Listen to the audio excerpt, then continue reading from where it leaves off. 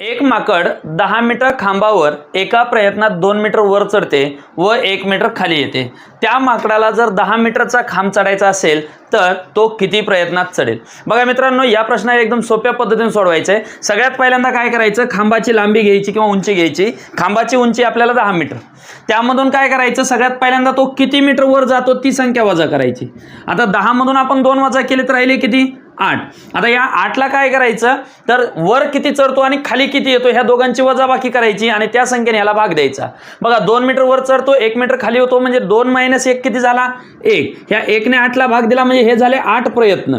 आता हे 8 प्रयत्न प्लस हा सुरुवातीला केलेला 1 प्रयत्न म्हणजेच टोटल 9 प्रयत्नामध्ये ते माकड 10 मीटरचा लांबीचा खांब ओलांडेल। आता हा प्रश्न तुमच्यासाठी की जर त्या एका माकडाला 21 मीटर लांबीचा एक खांब चढायचा आहे, त्या खांबामध्ये तो 5 मीटर वर जातो